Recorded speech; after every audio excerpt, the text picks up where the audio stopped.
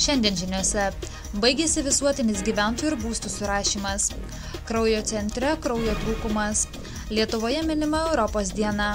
Gyventojai raginami saugoti šunų ir kačių platinamų parazitinių ligų.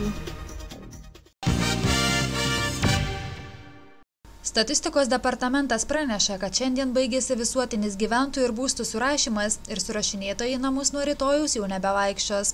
Tačiau tie asmenys, kurie iki šios dienos nesusirašė, tai padaryti vis dar gali iki gegužės 31 dienos atvykę į artimiausią surašymo skyrių. Rezultatai dar sunku pasakyti, bet yra nesurašytų tikrai liko.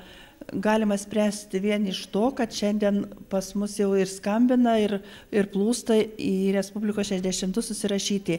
Tai reiškia, liko nesurašytų žmonių. Aišku, kurių ir nerado, kurie gal neįsileido surašinėtojų. Todėl, jeigu dar nesusirašėte, tai labai maloniai kviečiame jūs, praneškite, užeikit patys į Respublikos 62. Seniūnijose rajone sėdi instruktoriai, visada maloniai jūs priims ir surašys. Antrasis gyventojų ir būstų surašymo etapas vyko nuo balandžio 5-osios, o per šį laikotarpį būstus lankę surašinėtojai ne visų gyventojų buvo maloniai sutikti. Dabar kaip tik atsiskaitom su surašinėtojais, kiti labai džiaugiasi, labai maloniai bendravom su gyventojais, kiti sako, buvo truputį kur ir tokių, iškoliojo, kaip sakant, liaudiškai, ir užtrenkė duris prieš pat nosį. Bet daugumoje tai žmonės, gal jie tiesiog nusivylė tuo gyvenimu kartais ar tais mokesčiais tokie pikti, bet daugumoje tai geranoriškai teikia duomenis.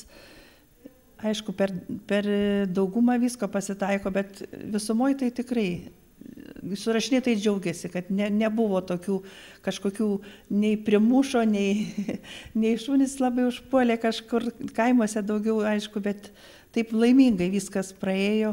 Gyventojai informuojami, kad pareiga dalyvauti surašyme įtvirtinta įstatymų, o jos nevykdantiems gali būti skiriama bauda nuo 500 iki 1000 litų. Nuo balandžio pabaigos vietos ligoninėms pradėjus imti daugiau kraujo, bei pagal sutartį panevėžiečiams pradėjus aptarnauti ir Kėdainių ligoninę, Nacionalinio kraujo centro Panevėžio filiale vos išgyvenama su turimomis kraujo atsargomis. Šiuo metu mes gyvenam, galim sakyti, su šia diena. Turim labai nedidelį rezervą, savaitgalį visuomet sukaupiam tiek, kiek reikia, o atėjus pirmadienį, antradienį vėl stengiamės kviesti donorus, netgi skambinam ir iš namų pakviečiam, taip kad, mėly panevėžiečiai, būtų gerai, kad nesupyktumėt gavę mūsų arba SMS žinutę, arba telefoninį skambutį, mielai atsišauktumėt, nes mums prikviesti donorus tikrai yra sudėtinga ir naudojamės visom įmanomom pakvietimo priemonėm. Šiuo metu Panevėžyje yra apie 50% neatlygintinų kraujo donorų. Didžiąją jų dalį sudaro jaunimas bei apsišvietę asmenys suvokiantys donorystės svarbą. Beje, donorų gretas Ritos Vaitkienės teigimu nuolat papildo nauji žmonės. Pas mus apie 40% donorų yra nauji, atsinaujinantis kontingentas.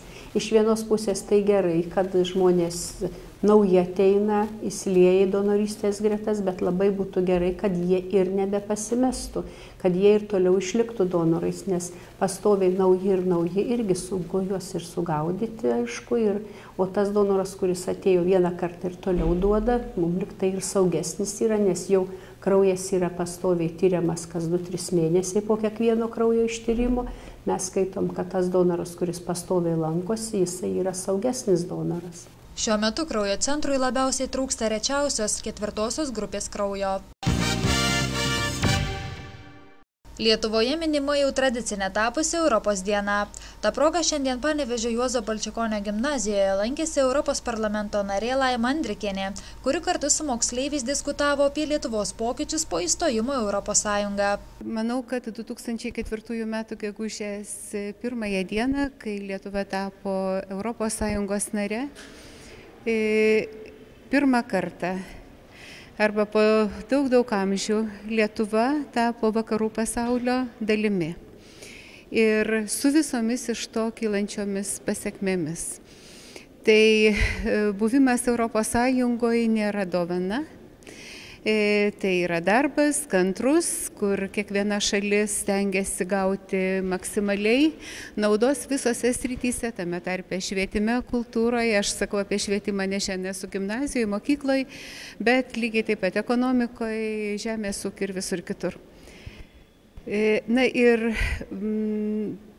tai, ko Lietuva siekia šimtmečius, mes dabar galime realizuoti ir tik nuo mūsų išmanimo, išmanumo, atkaklumo, kompetencijos priklausys, kokie bus viso to rezultatai. Kasmet Europos dieną minintys gimnazijos moksleiviai taip pat džiaugiasi Lietuvos naryste Europos Sąjungoje. Europos Sąjunga ir Europa yra tai, kas leidžia mums daug lengviau keliauti, susisiekti su žmonėmis, bendrauti ir visų pirma tai vienyje visą šalį siekti vieną tikslą. Aš manau, kad taip pat yra svarbu ją paminėti, dėl to, kad nedaug kas žino, paklausti gatvėje žmonių, kas apie Europos Sąjungą daug, dėl manau, kad yra svarbu paminėti ją, pakalbėti apie ją, padiskutuoti ir daugelis šalių Europos Sąjungos tai aišku bendradarbiauja. Ir galime keliauti ir draugystė. Mokykloje, manau, mus pakankamai supažindina per pilietiškumo pamokas apie Europos Sąjungą. Ir manau, kad ši diena yra svarbi tuo, kad Europos Sąjunga mums davė labai daug ir manau, kad žmonės turėtų žinoti, kad šiandien būtent ta diena, kai reikia tai paminėti. 1950 m. gegužės 9 d. Prancūzijos užsienio reikalų ministras Robertas Šumanas paskelbė deklaraciją, kurioje išdėstė planą, kaip pasiekti, kad Europoje nekiltų karų ir ji galėtų sėkmingai plėtotis. Ši deklaracija suteikė postūmį Europai vienytis, davė pradžią vėliau susikūrusiai Europos Sąjungai. Jos paskelbimo diena pažymima kaip Europos diena. Atėjus pavasariui gyventojai raginami pasirūpinti savo keturkojų sveikata, ypatingai dėl šunis ir kates nuolatos puolančių parazitinių ligų. Jaunas šuniukas iki pusės metų jis turi gauti pagal svorį kiekvieną mėnesį nuo antihelmintikų. Paskui nuo pusės metų iki metų kas 3 mėnesiai ir metinis šuniukas gauna 2 kart metų. Tas pats ir katytei pagal svorį yra duodama ir skirtingi vaistukai, nes pagal kates ir šunis atidirbta. O dėl kirmelyčių tai kaip yra apvalsius kirmelis, yra ir kaspinuoti. Apvalsius tai eina šitos pirmas 2 grupės, o paskui eina kaspinuotis, kuris jau reikia sunkiau sutvarkyti. Jeigu dalesim kaspinuotis yra pas šuniuką arba katytę, jau reikėtų ne tik tai mėnesį, dalesim kas pusę metų, reiškia sudavus antihelmintiką pagal svorį, reikia pastebėti, kad po 14 dienų dar pakartoti ir stebėti, ar yra tų narelių, nes nareliai galvutė įsisiurbia į žarną. Ir va, čia ir negali atsikabinti, narelius augina.